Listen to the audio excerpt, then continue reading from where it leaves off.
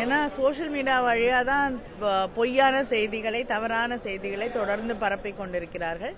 அதனால அதை எதிர்கொள்ள வேண்டும் என்றால் நிச்சயமாக உண்மையை சொல்வதற்காகவாது நமக்கு அந்த பயிற்சி தேவையாக இருக்கிறது.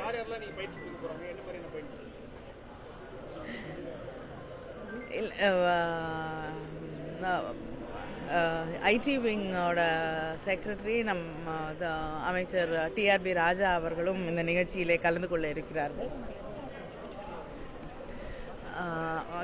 இருக்கிறார்கள்.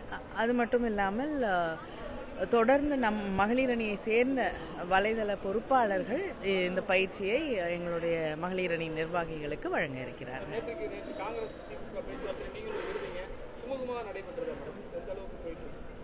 இல்லைங்க, பேச்சுவார்த்தை நடைபெற்றுக் கொண்டிருக்கிறது. ஆனால் மரியாதை நிமித்தமாகத்தான் முதலமைச்சர் அவர்களை சந்தித்தார்கள். எனக்கு தெரிஞ்சு அப்படிலாம் ஒன்றும் இல்லை. நான் இருந்தேன், நான் எந்த லெட்டரையும் பார்க்கல.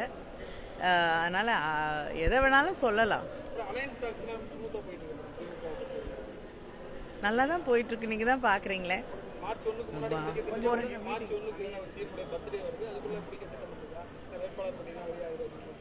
எங்க சிஎம் பர்த்டேக்குள்ள முடிக்கணும் அப்படின்றது ஒன்றும் இல்லை. தேர்தல் எப்பொழுது அறிவிக்கப்படுகிறதோ அதற்குள் முடித்தால் போதும்.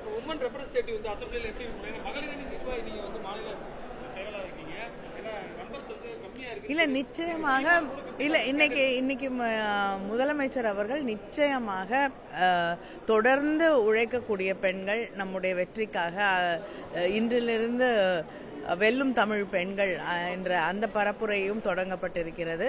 தொடர்ந்து நம்முடைய வெற்றிக்காக பெண்கள் பாடுபட்டு கொண்டிருக்கிறார்கள், உழைத்து கொண்டிருக்கிறார்கள். அதனால இந்த முறை நிச்சயமாக தேர்தலிலே மிக அதிகமான வாய்ப்புகளை பெண்களுக்கு முதலமைச்சர் வழங்குவார்கள். நாங்கள் தொடர்ந்து அந்த கோரிக்கையை வைத்துக் கொண்டிருக்கிறோம். நிச்சயமாக அதை செய்வார்கள் என்று நம்புகிறேன். நன்றி.